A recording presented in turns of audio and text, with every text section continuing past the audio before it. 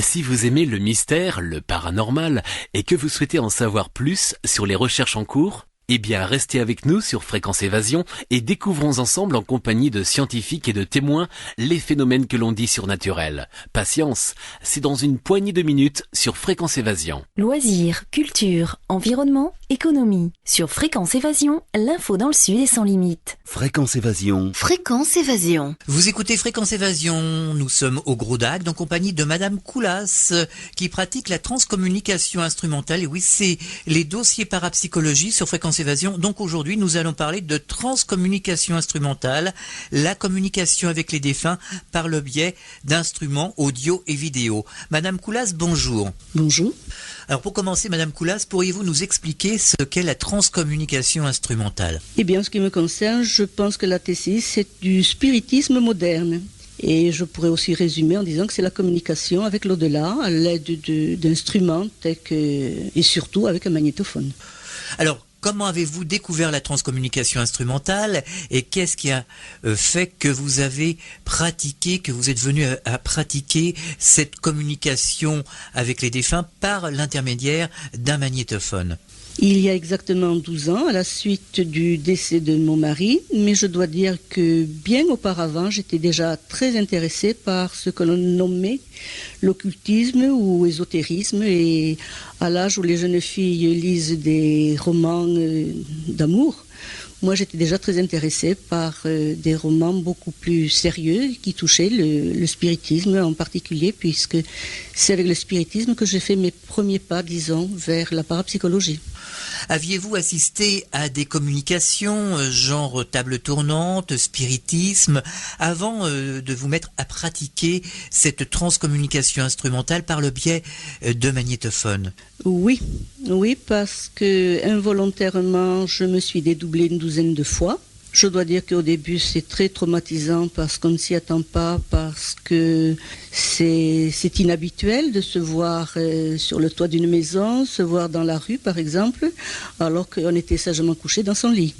J'ai eu également d'autres expériences, mais qui étaient dues avec un enseignement Rose-Croix. Et nous avions, pour les élèves, l'obligation de tenter des expériences, et c'est ainsi que j'en ai connu, qui étaient aussi très surprenante. Alors, en quelques mots, pouvez-vous nous parler du spiritisme, de vos expériences? Oui, alors je dois dire qu'au début, c'est très amusant de voir un tabouret, oui, parce que j'ai même fait avec un tabouret à 4 pieds, on dit qu'il faut absolument une table à 3 pieds, bien moi j'ai fait aussi avec un tabouret à 4 pieds.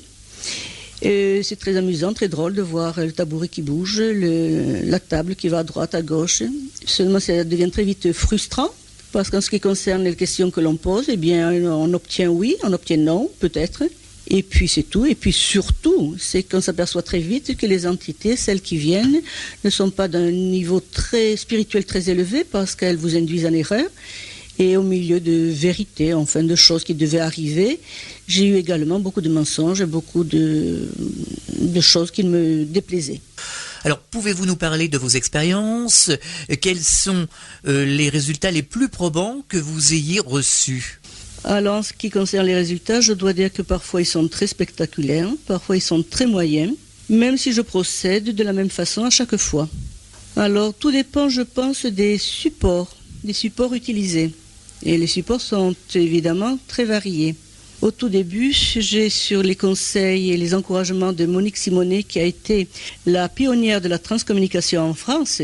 J'ai donc utilisé l'eau comme Monique Simonet me l'avait conseillé. Et d'ailleurs, dans son premier livre, les voies de l'invisible, elle explique bien que c'est avec l'eau qu'elle a obtenu ses premiers résultats. Donc c'est ce que j'ai fait et je l'ai fait avec acharnement, je peux dire, pendant un bon mois. Et c'est au bout d'un bon mois que j'ai eu enfin un résultat et je pense que c'est assez curieux de constater que le résultat, je l'ai obtenu alors que je ne m'y attendais plus. C'était un soir, j'allais prendre ma douche avant de me coucher et j'avais mis, comme je le faisais depuis un mois, mon magnétophone en marche. Et puis je prends ma douche, je reviens me coucher et avant, je prends mon magnétophone, je remets la bande à 0 et j'écoute. Et là, je m'entends parler et dire je suis fatiguée de vous appeler pour rien. Je vais prendre ma douche, mais si je n'ai aucun résultat, je crois que j'arrêterai là mes expériences de transcommunication. Et à ce moment-là, j'entends clair, net, une voix sans accent qui me dit « Robert n'est pas là, il est en visite ». Alors je dois dire que si je n'avais pas eu mon lit à côté, je serais tombée raide sur le sol parce que c'était tellement inattendu et tellement magnifique et merveilleux que j'ai eu beaucoup de mal à réaliser ce qui m'arrivait. Donc je crois que j'ai bien passé une partie de la nuit à remettre en arrière, à écouter, remettre en arrière, à écouter. Et à chaque fois, c'était avec un bonheur inégalé. Et je dois même ajouter qu'à force de chatouiller tous les boutons, j'ai purement et simplement effacé cette magnifique phrase qui était la première obtenue au bout d'un mois d'efforts acharnés, je peux dire. Alors, dès que vous avez reçu les premiers messages, comment avez-vous pu faire le tri, en quelque sorte, des entités qui racontaient un petit peu n'importe quoi? Donc, ces entités qu'on appelle les entités du bas astral, ou alors des entités beaucoup plus évoluées? Oh, c'est très facile, parce que c'est dès le début que j'ai senti les voix qui étaient du bas astral, pour la bonne raison qu'elles étaient grossières, et qu'elles me tutoyaient, qu'elles déformaient mon nom, qu'elles m'insultaient. Alors là, il est facile de deviner que ce ne sont pas de bonnes entités. Et quant aux bonnes entités, par contre, je fais la différence entre les entités de ma famille, des amis, et les entités supérieures qui, elles, me parlent sans accent, me vouvoient et m'appellent Madame Koulas. Alors que mes amis ou la famille m'appellent Lucia, me tutoient et ça se passe très bien. Ensemble d'ailleurs, à l'intonation, lorsque j'ai affaire à une entité qui est élevée spirituellement et puis une entité qui ne l'est pas encore parce qu'elle vient d'arriver peut-être depuis peu dans l'au-delà. Alors, vous faites depuis de la tessie humanitaire, c'est-à-dire que on vient sonner à votre porte et vous faites un contact pour une personne qui a perdu un être cher. Donc, comment s'est passé le premier contact que vous ayez fait pour quelqu'un? On n'est pas venu. Je pense que c'est moi qui recherchais. Parce que dès l'instant où j'avais obtenu des voix avec mon mari, parce qu'en fait, pour moi, ce qui était important, c'est de savoir que le contact n'était pas rompu, même s'il était parti dans un autre monde. Et j'avais prié le ciel, j'avais prié tous les saints du paradis, en promettant que si j'obtenais la preuve de la présence de mon mari à mes côtés, alors qu'il était parti, je me mettrais au service de tous ceux qui souffrent pour leur apporter le réconfort moral que j'avais obtenu moi-même grâce à la voix de mon mari. Et dès l'instant où j'ai eu cette preuve, parce que j'ai eu un jour un nom intime que me donnait mon mari, qu'il était le seul à me donner et qu'il avait inventé, donc ça ne pouvait pas être le fait du hasard. Et ayant eu cette preuve, donc j'ai décidé que c'était moi maintenant qui apporterais ce réconfort à d'autres personnes.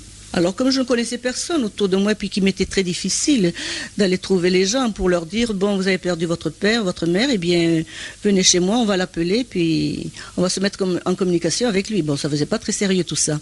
Alors j'ai au contraire demandé à des personnes si elles croyaient en une survivance de l'âme après le départ physique.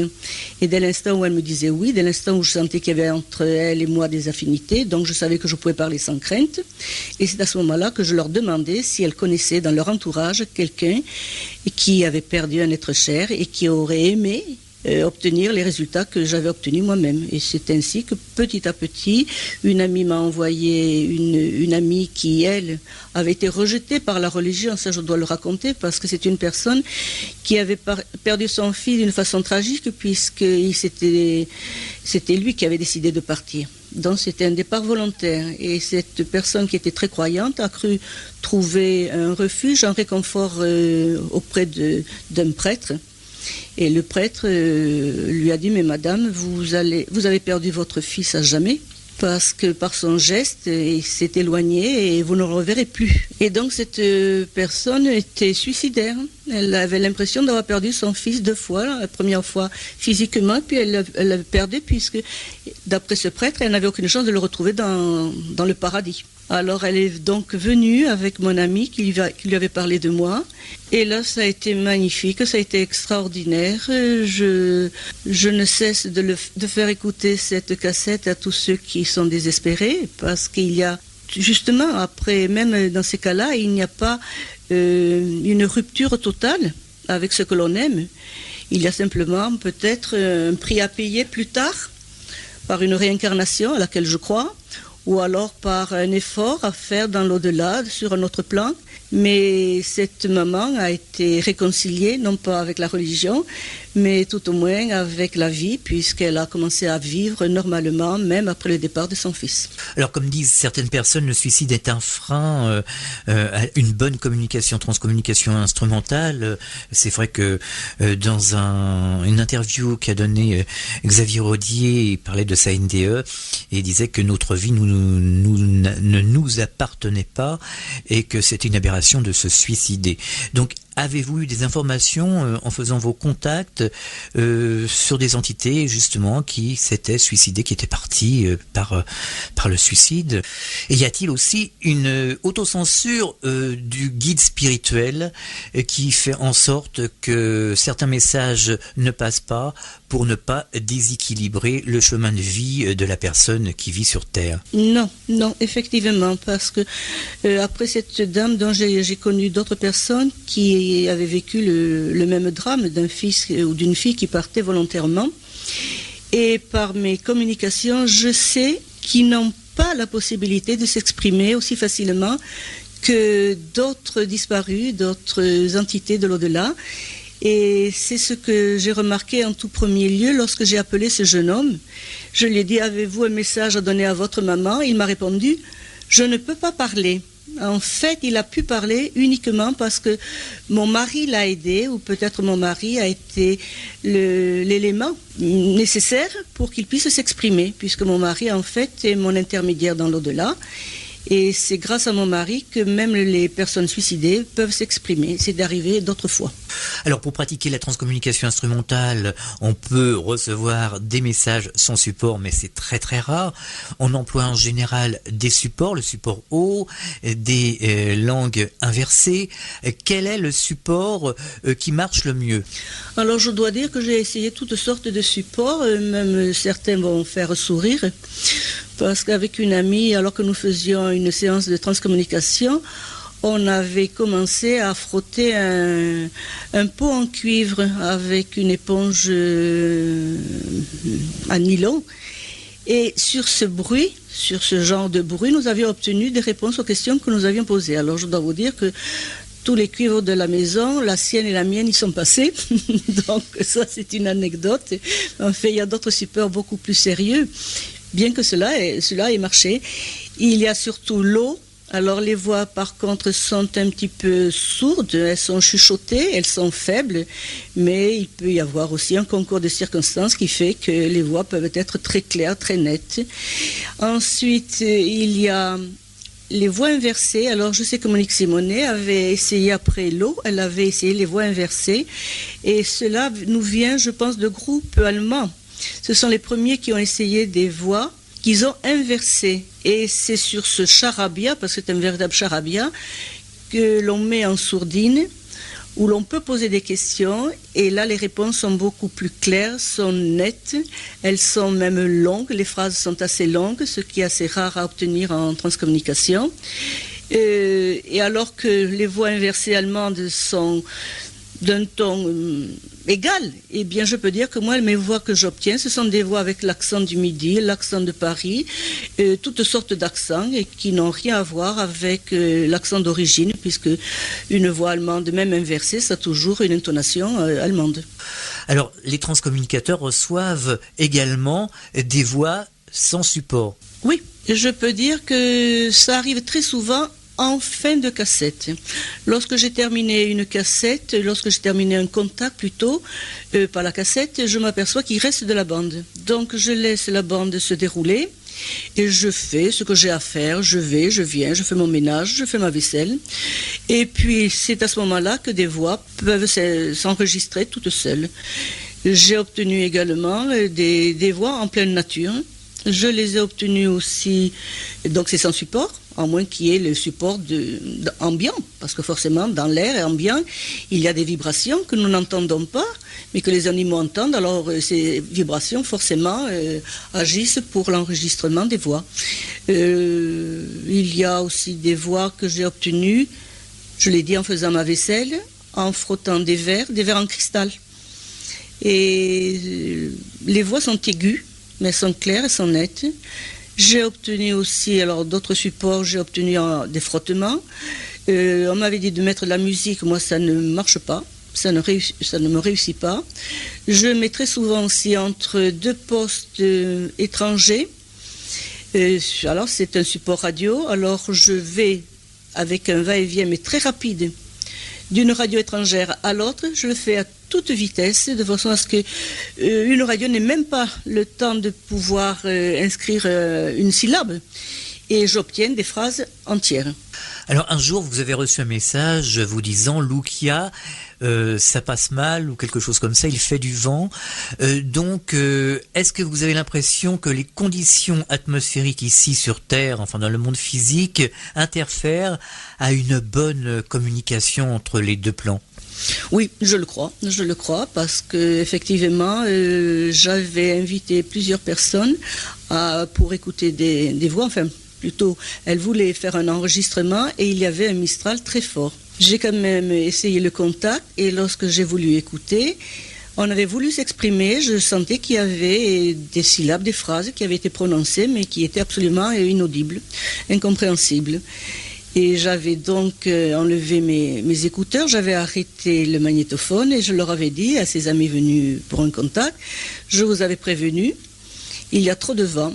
Et au moment où je remets le magnétophone en marche et où je mets mes écouteurs, j'entends une voix claire et nette qui me dit « Vous avez raison, il y a trop de vent ». Donc j'en ai conclu qu'effectivement, le vent était un élément qui n'était pas bon pour faire un enregistrement correct.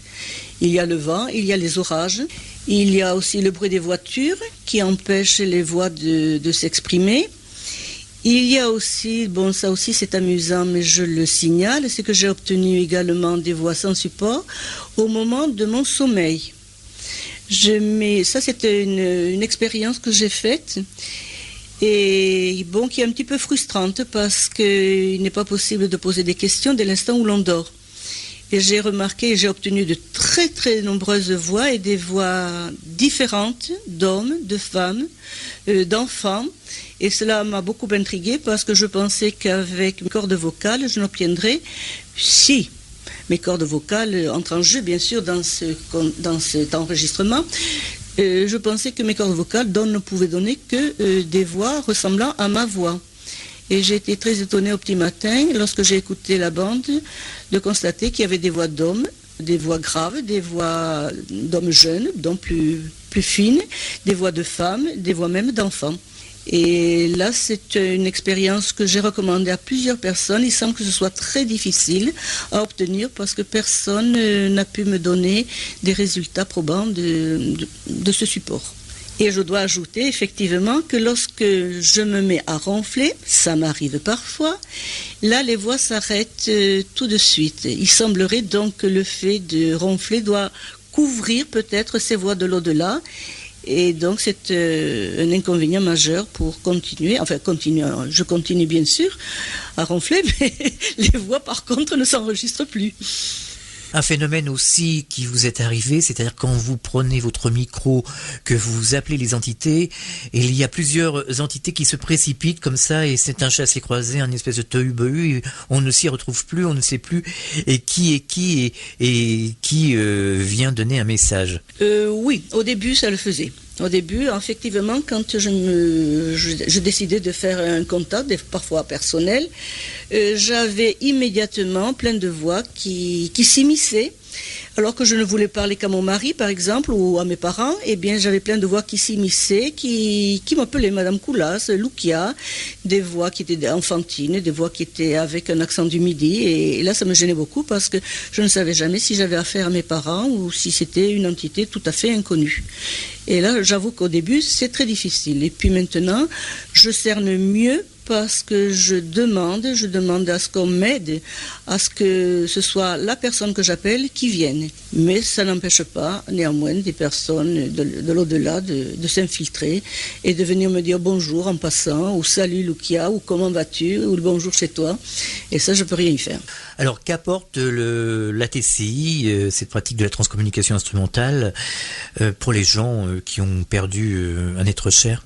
Je crois qu'elle apporte beaucoup parce qu'en fait, ce que je désire surtout, moi, c'est dédramatiser le fait que l'on perde quelqu'un et qu'il se trouve dans l'au-delà. Et il existe encore cette crainte, cette peur d'appeler des personnes qui ne sont plus sur Terre. Je n'ose pas dire le mot mort parce que je ne l'emploie jamais dès l'instant où je sais qu'il n'y a pas de mort. La vie continue d'une autre façon dans un monde parallèle, un point c'est tout. Donc je voudrais dédramatiser et je sais que j'y réussis parce que les personnes qui viennent, qu'ils soient croyantes ou pas, parce qu'en fait la transcommunication s'adresse aux croyants et à ceux qui sont athées. Et j'ai reçu des personnes qui sont venues en me disant je suis athée et je leur ai demandé pourquoi elles venaient et c'était simplement parce que j'étais le dernier espoir. Elles ne savaient à quelle branche se raccrocher pour survivre et donc elles venaient me voir au cas où ça marcherait. Et ça marche à chaque fois. Donc ces personnes repartent le cœur beaucoup plus léger. D'ailleurs, je voudrais rappeler une phrase d'une dame qui était venue, qui était suicidaire aussi parce qu'elle avait perdu sa fille unique. C'était quelque chose d'épouvantable pour elle. Elle pensait qu'elle ne pourrait pas survivre. Et lorsqu'elle m'a quittée, elle m'a dit « Madame Koulas, je suis venue avec des boulets aux pieds, je repars sur coussin d'air. » Les personnes savent que leurs disparus continuent à vivre, qu'il y a toujours l'amour qui existe entre ceux de l'au-delà et ceux qui sont sur Terre, et que la vie continue d'une façon un petit peu différente, mais qu'elle continue et qu'il y a surtout au bout les retrouvailles. Donc pour moi, je sais que c'est un espoir extraordinaire et que les personnes qui doutent, qui sont sceptiques, devraient déjà se renseigner et devraient, avant de critiquer, et savoir ce qu'est réellement la transcommunication. Alors, comment peut-on parler aux gens qui sont sceptiques et qui rabaissent un petit peu la transcommunication, la communication avec les disparus au cerveau, à des choses bassement physiques, métaphysiques? Comment pourrait-on, je ne vais pas dire les convaincre, mais essayer de leur faire comprendre, à votre avis? Je pense que le chemin à faire, ce sont ces personnes qui doivent le faire. Et alors, si les personnes ne sont pas prêtes, là, il n'y a plus rien à dire. Et moi, je connais des personnes avec qui j'ai souvent des discussions très vives parce que même si je leur apporte des preuves, lorsque je leur demande même de m'expliquer pourquoi une cassette vierge répond à mes questions, m'appelle par mon nom, elles sont incapables et pourtant elles nient. Alors ces personnes, on ne peut, malgré tous les arguments que je puisse avoir en ma possession, elles ne changeront pas, c'est pas possible parce qu'elles ne sont pas prêtes. Donc moi je dis simplement qu'il faut peut-être que ces personnes connaissent à leur tour cette expérience douloureuse du décès d'un proche et alors peut-être qu'à ce moment-là, elles feront le chemin que je leur indique, qu'elles devraient faire. Alors quel conseil donneriez-vous aux gens qui voudraient pratiquer la transcommunication instrumentale? D'abord d'être très très prudent.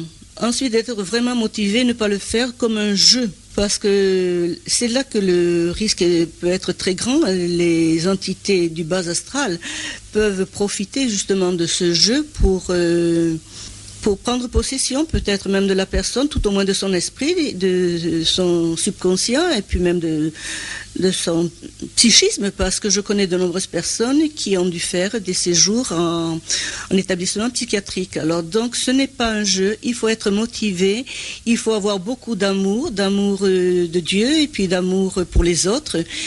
C'est une vocation presque.